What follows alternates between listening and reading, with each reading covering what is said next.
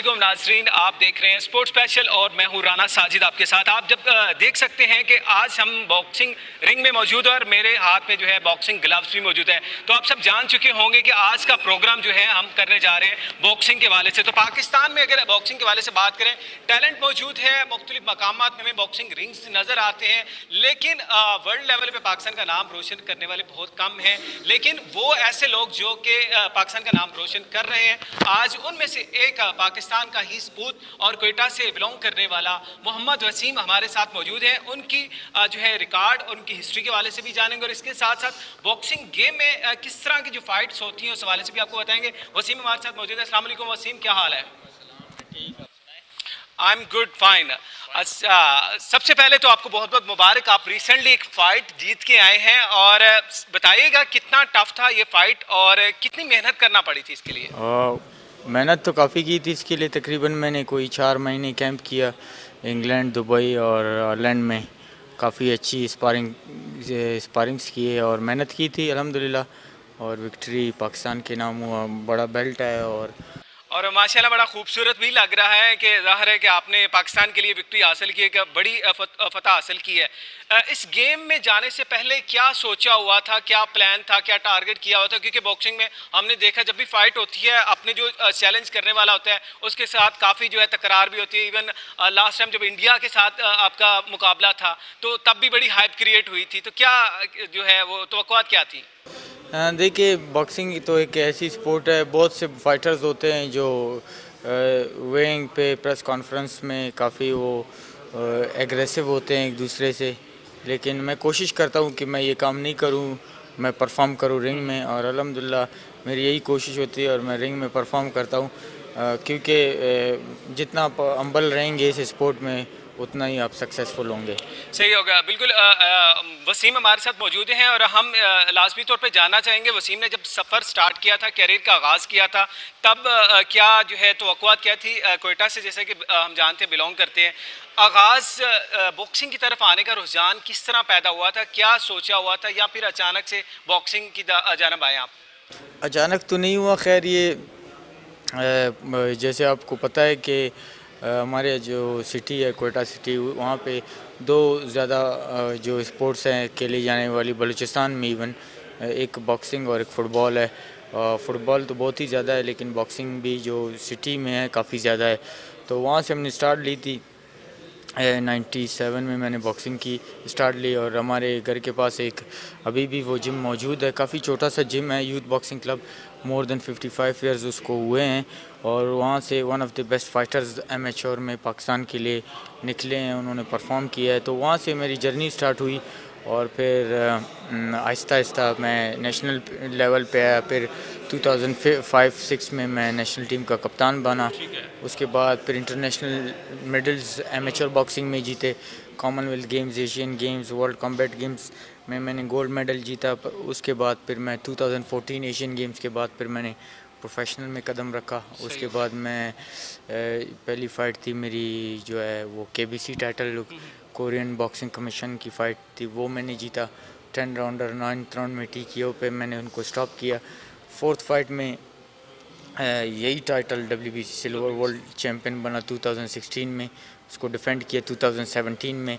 तो फिर उसके बाद 18 में वर्ल्ड टाइटल खेला IBF, और अभी दोबारा मैंने 6 साल के बाद दोबारा बड़ा लंबा जर्नी अब तो हो चुका है, सफ़र हो चुका है। लेकिन हम दोबारा से एक दफ़ा पीछे चलते हैं। जब आपने स्टार्ट किया था, जब आपने कहा घर के पास एक बना हुआ था बॉक्सिंग रिंग था, क्लब था जहाँ पे आप जाया करते थे, मुश्किलात क्या होती थी स्टार्ट में? जो आगाज़ में ज़ाहिर आपको मसाइल जो हैं वो इश्यूज़ का सामना करना पड़ता है, तो कौन कौन से मसाइल थे जिससे लड़ के आज हमें मोहम्मद वसीम एक कौमी हीरो के तौर पर नज़र आ रहा है? ये तो बहुत ही कोई 3 से 4 घंटे का स्टोरी होगा, बहुत ही लंबा स्टोरी है, काफ़ी स्ट्रगल है इसमें। बीच में हमने काफ़ी मेहनत की है, और जो है जैसे पता है आपको, अगर आप एक ऐसे स्पोर्ट में जाते हो जिसमें आपको पता है कोई फ्यूचर नहीं है, आप जो है स्ट्रगल करेंगे, तो फिर उसमें फैमिली भी आपको सपोर्ट नहीं करता, इसलिए सपोर्ट नहीं करता फैमिली भी। मुझे यही कहने मतलब जिस तरह मेरे पेरेंट्स, मेरे बड़े भाई वो काफ़ी अच्छे थे पढ़ाई में,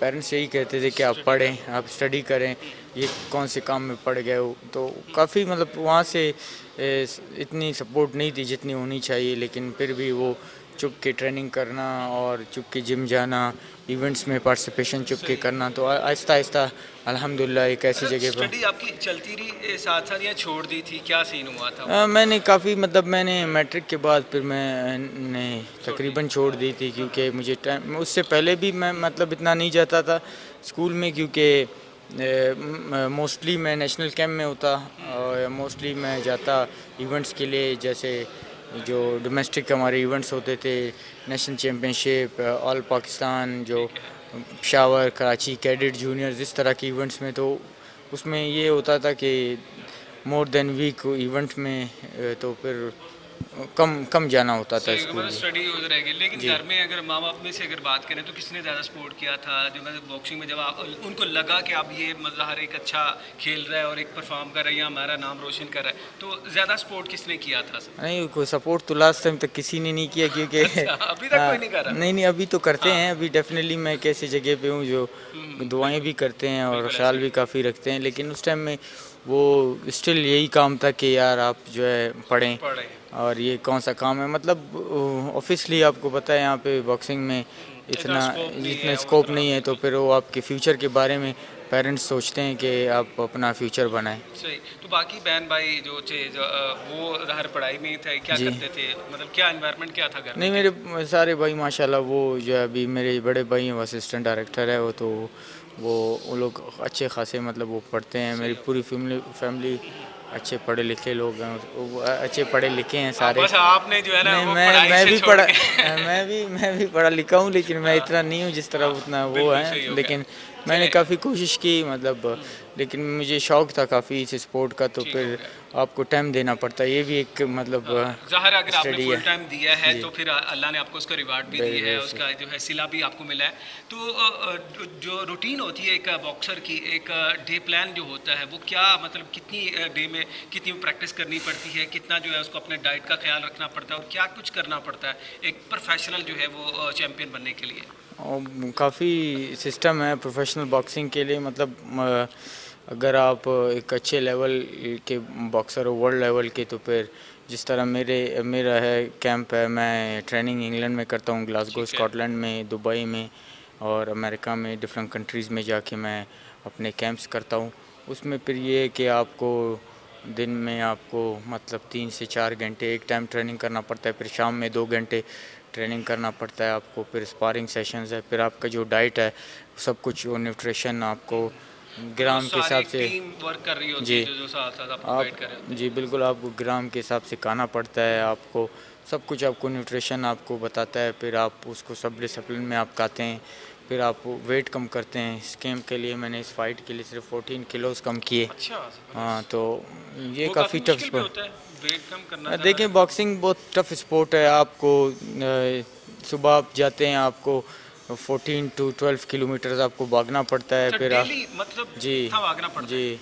तो उसमें आपको फिर आपको आपके रूटीन्स में स्प्रिंट्स है, आपके रूटीन्स में जो है डिफरेंट ट्रेनिंग सेशंस है, फिर आप शाम में आप बॉक्सिंग ट्रेनिंग करते हैं, स्पारिंग सेशंस है, बहुत ही डिफरेंट थिंग्स है उसमें आपको करना पड़ता है। फिर आपको खाना भी वो होता है जो न्यूट्रिशन देता है, जिसमें ना ऑयल है ना उसमें मीठा है। हम जिस तरह खाते हैं आम लोग वो खाना नहीं, खा ही नहीं सकते, फास्ट फूड वगैरह ये वो कुछ भी नहीं है। नहीं, बॉक्सर के लिए तो बस बिल्कुल डिफरेंट लाइफ है।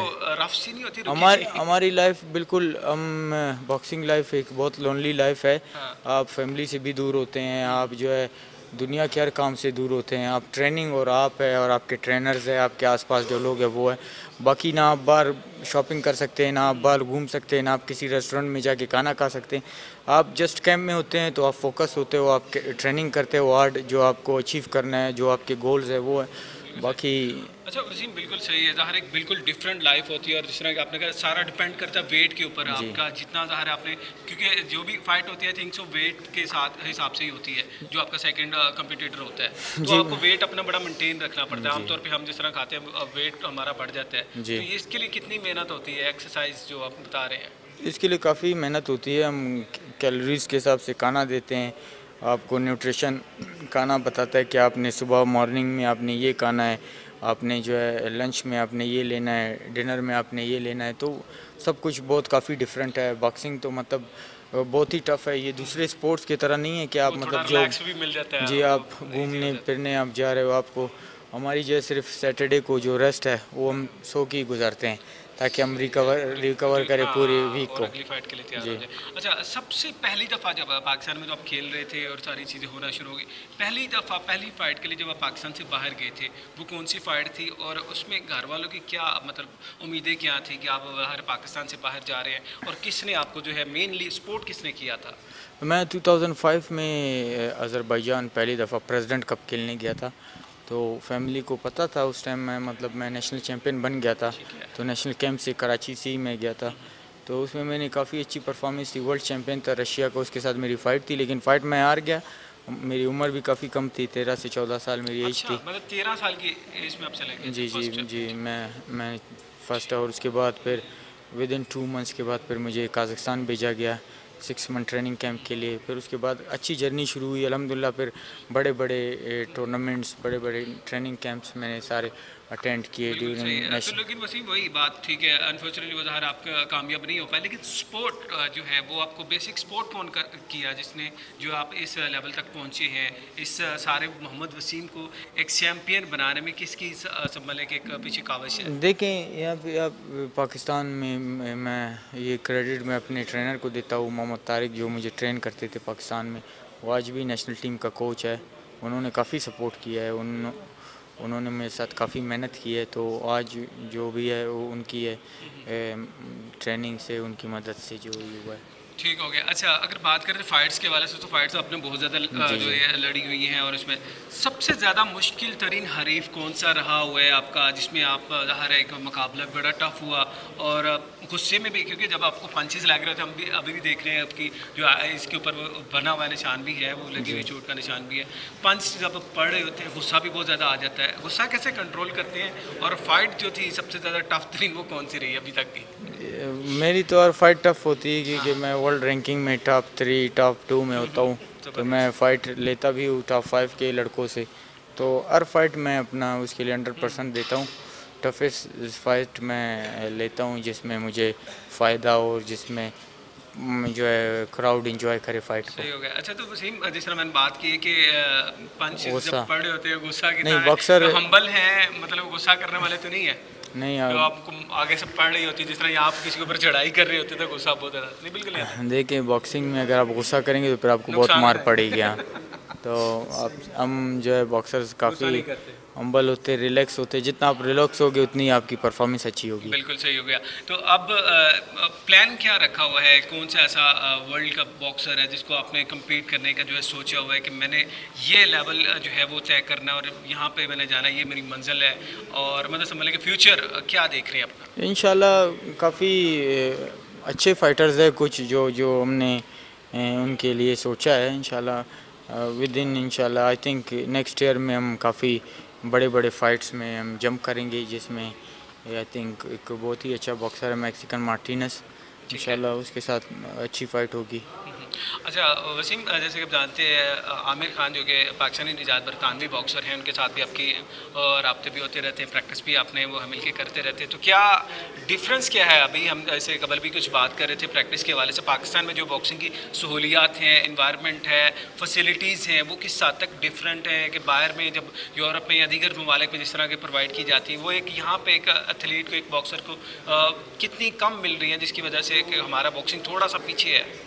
हमारा बॉक्सिंग बहुत पीछे है, थोड़ा सा नहीं। यहाँ पे जो है जो फैसिलिटीज़ हैं वो उस तरह की नहीं है जो मिसाल के तौर पे आप देखते हैं कि अमेरिका में है और यूके में है। काफ़ी साइंस है, काफ़ी मतलब वहाँ पे ट्रेनर्स जो है स्टडी करते हैं और जो है परफॉर्मेंस उनकी अच्छी होती है। अब देखें अगर हमारी यहाँ पर बॉक्सिंग की ट्रेनिंग अच्छी होती तो हमारे पास ओलंपिक चैम्पियंस होते। हमारे पास मतलब काफ़ी फैसिलिटीज़ भी नहीं है, सहूलत भी नहीं है।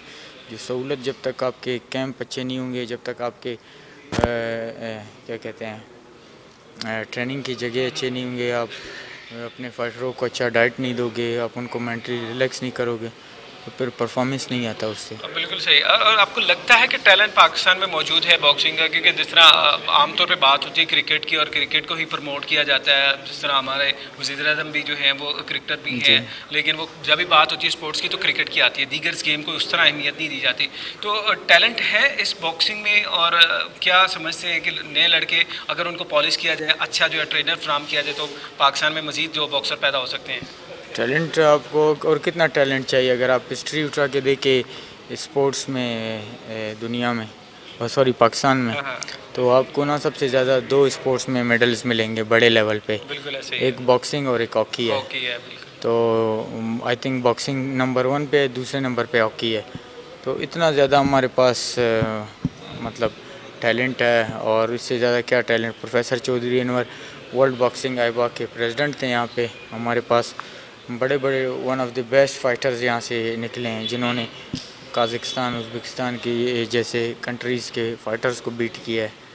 तो अगर फैसिलिटीज़ होगा, जैसे मैं आपको कह रहा हूँ, अगर अच्छे जिम्स होंगे, अच्छा डाइट होगा बच्चों के लिए, तो वाई नॉट, मतलब बहुत बेहतर बॉक्सर्स आपको। अच्छा वसीम, कुछ फेडरेशन के किरदार के वाले से भी बात कर लेते हैं। जिस तरह कि आप समझते हैं कि एक फेडरेशंस होती है किसी भी का गेम को चलाने के लिए, एक तंजीम होती है, जिस तरह आप क्रिकेट की पीसीबी है, पाकिस्तान क्रिकेट बोर्ड है, और इसी तरह मतलब हर एक फेडरेशन कितना अपना किरदार अदा कर रही है और कितना सही किरदार अदा कर रही है, क्योंकि एक यूनिटी अगर होगी तो फिर ज़्यादा चीज़ आएगा। और फंड्स के वाले से भी लाजमी बताइए कि फ़ंड्स की कितनी कमी है, कितने मसाइल हैं जिसकी वजह से जो हमारे बॉक्सर, जिस तरह आप कह रहे हैं डाइट और ट्रेनर नहीं है, तो जिस वजह से प्रॉब्लम आ रहा है कि फ़ंड्स नहीं मिल पा रहे, या फिर फ़ंड्स आते हैं लेकिन वो अच्छे तरीके से इस्तेमाल नहीं हो पाते? देखिए, पाकिस्तान बॉक्सिंग फेडरेशन को क्या फ़ंड मिलता होगा? आई थिंक 10 लाख रुपए मिलता होगा साल का। तो उसमें वो क्या, मतलब वो लड़कों को कहाँ पर, एक बॉक्सर की, हाँ मतलब आप वो लड़के, मतलब वो लड़के कहाँ पर भेजेंगे? वो लड़के आप 10-12 लड़के कहाँ ट्रेनिंग के लिए भेज सकते हो? तो उसका उनकी जो बॉक्सिंग का जो ख़र्चा है वो काफ़ी ज़्यादा है। तो आई थिंक अगर वो कोई इस तरह का स्पॉन्सरशिप यहाँ से लड़कों को मिले, जो बाहर जाएं लड़के, जिनको 20 से 25 लाख मिल के वो कोई लड़के वहाँ पे 2 से 3 महीने।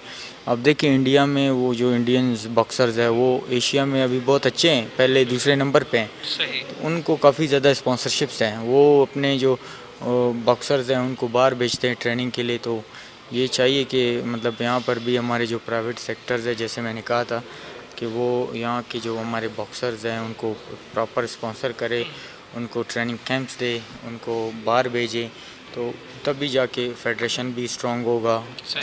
फेडरेशन जैसा अभी आप देखें, यहाँ पे मैं ख़ासकर इसी चैम्पियनशिप के लिए आया हूँ। यहाँ पे BDHA में एक बॉक्सिंग नेशनल चैम्पियनशिप स्टार्ट है, तो जैसे अभी एक चैनल है वो उनको उनकी फ़ाइट्स लाइव दिखा रहा है।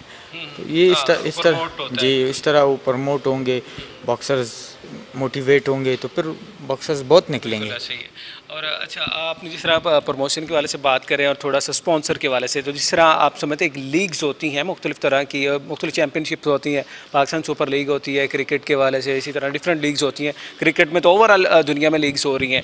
आप समझते हैं कि पाकिस्तान में इस तरह के कंपटीशन करवाते रहने चाहिए, मतलब समझने का ऑर्गेनाइजेशन जो फेडरेशंस हैं या फिर जो बॉक्सिंग हमारे इससे रिलेटेड लोग हैं, वो इस तरह के इवेंट्स, ताकि कुछ इंटरनेशनल लोग भी यहाँ पे आएँ और उनको जो इन्वाइट करें, छोटे छोटे चैम्पियनशिप मुकाबले, ताकि एक रुझान भी बढ़े और साथ एक प्रमोट भी हो, और इसमें फिर स्पॉन्सर भी आएंगे आपके पास।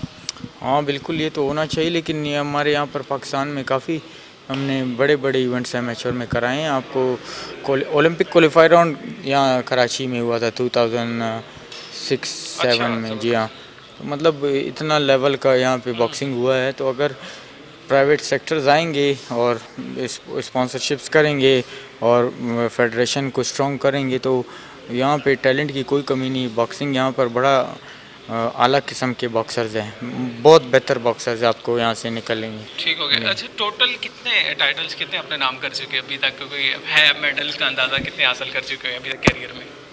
मेडल्स बेहिसाब है, इवन मेरे मेडल्स गुम भी गए हैं बहुत ज़्यादा। लेकिन इंशाल्लाह काफ़ी ज़्यादा है, और one of the I think best fighter मैं एशिया में, उनमें मेरा नाम है। शुक्र अल्हम्दुलिल्लाह, काफ़ी प्राउड हूँ अल्लाह का। सही हो गया। अल्लाह का शुक्र अदा वसीम, करता लास्ट में ये भी बता दीजिएगा, इमरान खान साहब के इस हवाले से हम दोबारा से कहेंगे, क्या मुतालबा क्या करना चाहते हैं बीइंग वर्ल्ड चैम्पियन, एक हम तो चैम्पियन बॉक्सर हैं, और क्या कहेंगे कि क्या बेहतरी लाई जानी चाहिए और कैसे लोगों को आगे आने चाहिए ताकि गेम जो है हमारी वो बेहतर हो?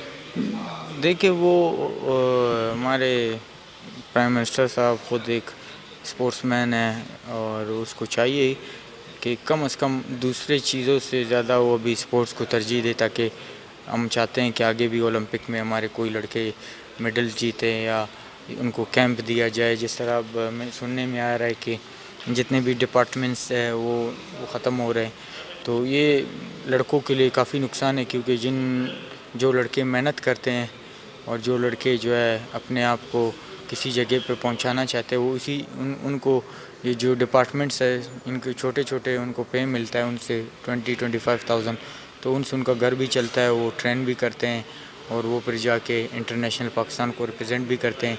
तो ये उनको चाहिए कि उनके बारे में सोचे, क्योंकि अगर वो ख़त्म, जी हाँ, अगर वो उनको ये डिपार्टमेंट्स भी उनके ख़त्म हो जाएंगे, ये तो मतलब उस तरह नहीं है ना कि जैसे क्रिकेटर्स हैं, क्रिकेटर्स उनके पास अगर डिपार्टमेंट में कोई नौकरी नहीं है, लेकिन उनके पास स्पॉन्सरशिप बहुत है, उनको प्राइवेट सेक्टर से बहुत हाई लेवल पे अच्छे स्पॉन्सर्स मिलते हैं, उनको काफ़ी सपोर्ट मिलती है। लेकिन ये जो बाकी स्पोर्ट्समैन हैं उनके लिए काफ़ी मुश्किल होगा। सही हो गया। तो फ्यूचर में कोयटा में कोई इस तरह का बनाने का प्लान है या ऑलरेडी चल रहा है आपका, कि वहाँ पे जो आपने यहाँ से सीखा था वहाँ पे एक अकेडमी कोई क्लब इस तरह का रन करें? मैंने गवर्नमेंट से बात की है, बलूचिस्तान गवर्नमेंट से, अब जाके और भी उनसे बात करनी है, क्योंकि वो गवर्नमेंट ऊपर नीचे चेंज होता जाता है, तो जो पहले सीएम थे उनसे बात हुई थी यहाँ, तो अभी जाके जो नया सीएम है उनसे बात करेंगे, कोई अच्छा सा एकेडमी बना के बच्चों को एक अच्छा सा अपॉर्चुनिटी, नहीं तो फिर अगर वो नहीं होता तो मैं अपना खुद ही बना लूँगा, नो इशू है। चले, हमारी बेस्ट विशेज़ आपके साथ हैं ज़ाहिर है, आप जिस तरह काम कर रहे हैं पाकिस्तान का नाम पूरी दुनिया में रोशन कर रहे हैं, इसी तरह आप बढ़ते रहेंगे, आप जैसे लोग सामने आते रहेंगे तो पाकिस्तान में गेम जो है खेल इसी तरह मज़ीद बेहतर हो जाए। बहुत शुक्रिया, thank you so much. Waseem हमारे साथ मौजूद थे और आपने उनकी गुफ्तगू सुनी, कैरियर के हवाले से भी जाना, डेफिनेटली एक लंबी स्टोरी थी और हमने इसको थोड़ा सा सम अप किया है, और जिस तरह की उनकी कारकर्दगी रही है, डेफिनेटली स्पोर्ट्स अगर की जाए, हर तरह की गेम में हम क्रिकेट की बात करते हैं, दीगर गेम की बात करते हैं, अगर बॉक्सिंग को भी इसी तरह जो स्पोर्ट किया जाए तो फिर ना सिर्फ पाकिस्तान में बल्कि पूरी दुनिया में पाकिस्तान के बॉक्सर जो है पाकिस्तान का नाम रोशन करेंगे। नाज़रीन, यहाँ वक्त एक ब्रेक का, आप हमारे साथ रहिएगा।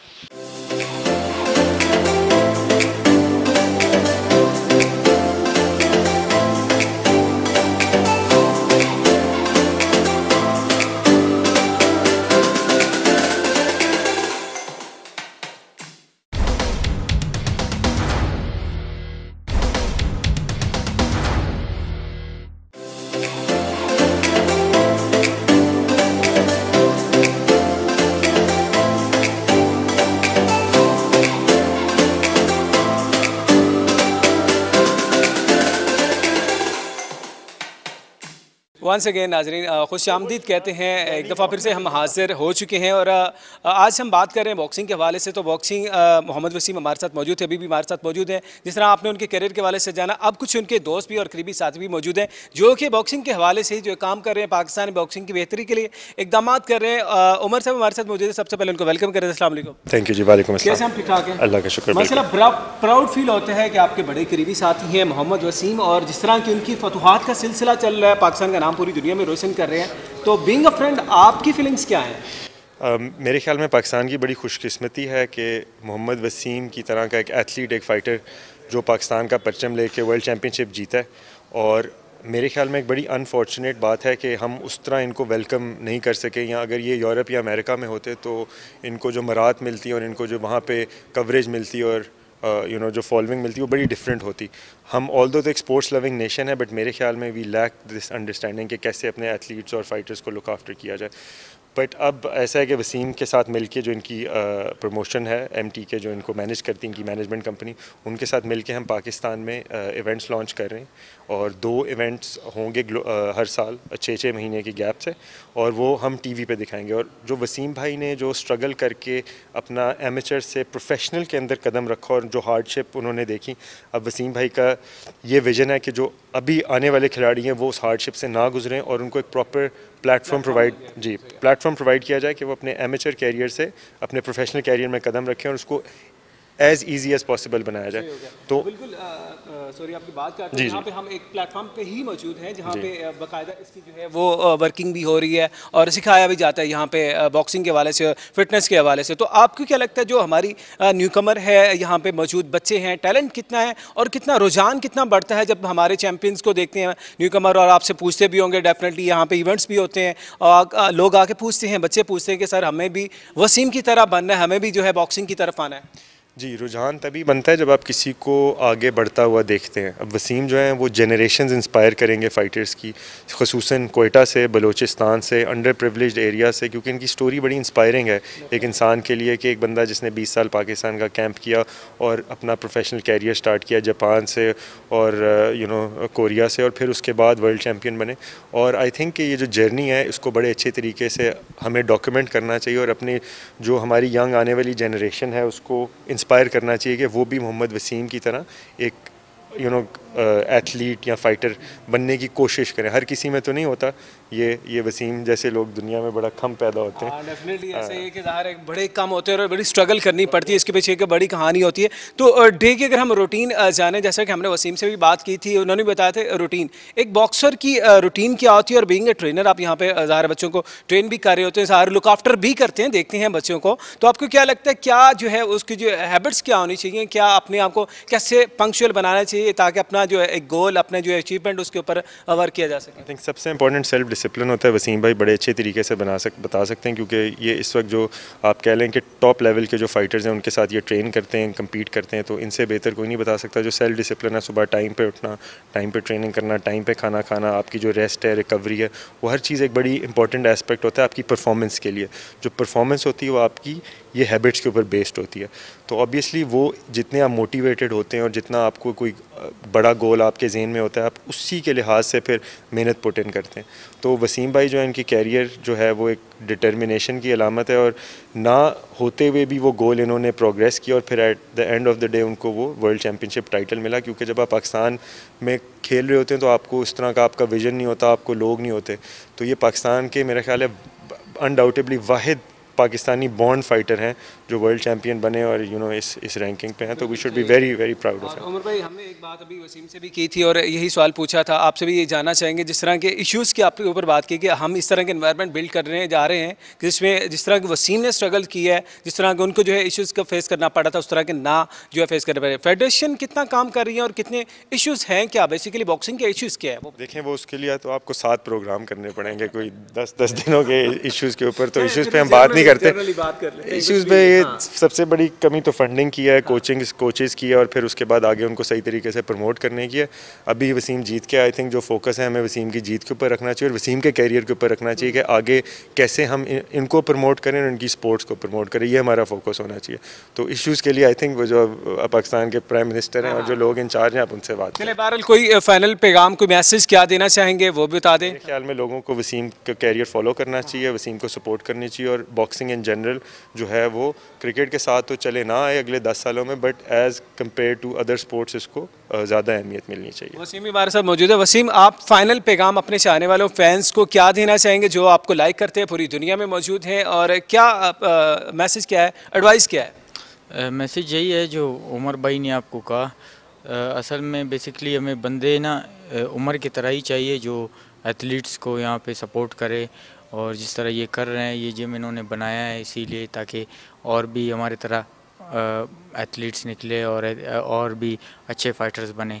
मैसेज यही है जवानों के लिए कि वो ट्रेन करें, वो जिम्स में जाए, और ये जो इंटरनेट है और ये यूट्यूब है या यूट्यूबर बन रहे हैं और ये टिकटॉक, इनसे दूर रह के ना ज़रा स्पोर्ट्स करें। ये बहुत शुक्रिया, thank you so much, thank you, आपका भी बहुत शुक्रिया जी। हमारे साथ मोहम्मद वसीम मौजूद थे, उनके करीबी साथी उमर भी मौजूद है। जिस तरह कि आपने लास्ट में मैसेज सुना, बड़ा ही एक सोल्यूशन जो है उसका वो दिया है उन्होंने कि आज की जो यूथ हमें नज़र आती है सोशल मीडिया पे बहुत ज़्यादा एक्टिव है और टिकटॉक और इस तरह की दीगर ऐप्स के ऊपर काम करती हुई दिखाई देती है, लेकिन अगर आपने वाकई में कुछ बनना है, कुछ टाइटल्स अपने नाम करने हैं, अपना गोल जो है लेके चलना है, तो आपको जो है वो यहाँ पर आना पड़ेगा। आपको जो है वो जिम ज्वाइन करना पड़ेगा, आपको जो अपनी फिटनेस को जो है बेहतर बनाना पड़ेगा और आपकी जो डाइट प्लान है, आपका जो रूटीन है उसको जो है बेहतर बनाना होगा, तब जाके आप जो है बॉक्सिंग के ऊपर जो है वर्क कर सकेंगे। नाज़रीन, आज हमने बॉक्सिंग के वाले से बात की और जिस तरह पाकिस्तान को जो है बॉक्सिंग के मसाइल हैं उसके ऊपर भी बात करी। डेफिनेटली गेम्स बहुत सी हैं और पाकिस्तान में हर तरह का टैलेंट भी मौजूद है। जिस तरह हम बात करते हैं क्रिकेट की, हॉकी की बात करते हैं और दीगर गेम्स की बात करते हैं, लेकिन ये भी एक ऐसी गेम है जिसमें पाकिस्तान ने जो है बड़े नाम पैदा किए हैं। वसीम हमारे साथ मौजूद थे, लेकिन एज़ यूजुअल जिस तरह हमें एक ही चीज़ का सामना करना पड़ता है वो है इश्यूज़, मसाइल। वो कब हल होंगे, वो कैसे हल होंगे, वो डेफिनेटली वज़ीर-ए-आज़म पाकिस्तान इमरान खान साहब को इसके ऊपर भी जो है वो तवज्जो देनी होगी, जिसके बाद जो है पाकिस्तान की ना सिर्फ क्रिकेट बल्कि दीगर गेम्स के ऊपर भी उतना ही फोकस करना होगा, तब जाके पाकिस्तानी खिलाड़ी, पाकिस्तान की गेम्स और पाकिस्तान के जो स्टार्स वो तरक्की करेंगे।